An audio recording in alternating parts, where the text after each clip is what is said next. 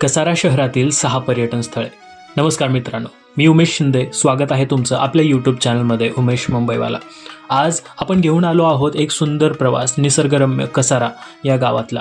मुंबईपासून अवघ्या 2 तासांच्या अंतरावर वसलेलं हे गाव आहे। डोंगर रांगा, धबधबे आणि रेल्वे ट्रॅक्सच्या सौंदर्यासाठी प्रसिद्ध आहे। चला तर मग पाहूया कसारामधील 6 प्रमुख पर्यटन स्थळ जे तुम्ही एकदा तरी पाहायला हवेत। परंतु मित्रांनो, व्हिडिओला सुरुवात करण्याच्या आधी एक रिक्वेस्ट आहे, नवीन असाल तर चॅनलला सबस्क्राइब करा, लाईक करा आणि शेअर करा। मित्रांनो, खूप जण येतात माझे व्हिडिओज बघतात परंतु कोणी सबस्क्राइब करत नाहीत, म्हणून एक रिक्वेस्ट आहे की नवीन असाल तर प्लीज चॅनलला सबस्क्राइब करून जा मित्रांनो। चला तर मग सुरुवात करूया। सर्वात पहिले ठिकाण म्हणजे कसारा घाट। हा घाट रस्ता म्हणजे इंजिनिअरिंगचं एक अद्वितीय उदाहरण आहे। इथले वळणदार रस्ते, रेल्वे ट्रॅक्सवरून जाणाऱ्या ट्रेन्स आणि निसर्गाचं सुंदर दृश्य पाहण्यासाठी प्रवासी इथे आवर्जून थांबतात। पावसाळ्यात तर इथलं सौंदर्य अजूनच खुलून येतं। हिरवागार परिसर, धुक्याने भरलेलं वातावरण आणि मध्येच दिसणाऱ्या ट्रेन्स, एकदम पोस्टर सारखं दृश्य असतं। इथे तुम्ही फोटोशूटसाठी, ड्रोन व्ह्यूसाठी आणि निवांत वेळ घालवण्यासाठी नक्की यावं मित्रांनो। नंबर 2 वर आहे अशोक धबधबा। कसाऱ्यापासून थोडंच अंतरावर असलेली अशोक धबधबा एक शांत, हिरवळीत भरलेली जागा आहे। हे ठिकाण फार प्रसिद्ध नसल्यामुळे फारशी गर्दीही नसते। निसर्गप्रेमी आणि शांतता शोधणाऱ्यांसाठी हे ठिकाण एक वरदान आहे। इथं तुम्हाला विविध प्रकारची झाडं, पक्ष्यांचा किलबिलाट आणि छोट्या झऱ्यांचा मधुर आवाज ऐकायला मिळतो। यामुळे हे ठिकाण मेडिटेशन, वॉकिंग आणि फॅमिली पिकनिकसाठी उत्तम आहे। नंबर 3 वर येतं कसारा रेल्वे बोगदा। कसाऱ्यातील एक अनोखा अनुभव म्हणजे इथले रेल्वे बोगदे।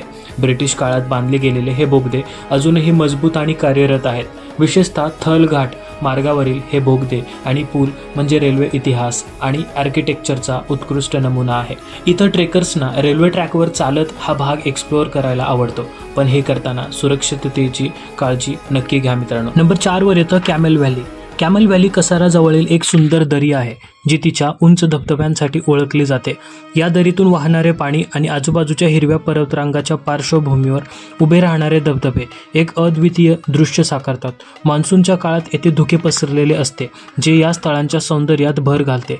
फोटोग्राफर्स आणि निसर्गप्रेमींसाठी हे एक आदर्श ठिकाण आहे। नंबर 5 वर येतं थल घाट ट्रेक। थल घाट हा ट्रेकिंग प्रेमीसाठी एक रोमांचक ठिकाण आहे। कसारा स्टेशनपासून थोड्याच अंतरावर सुरू होणारा हा ट्रेक तुम्हाला जंगल, बोगदे आणि रेल्वे ट्रॅकच्या बाजूने नेतो। मधून धबधबे, छोटे पूल आणि उंच डोंगरदऱ्यांचं दृश्य मिळतं।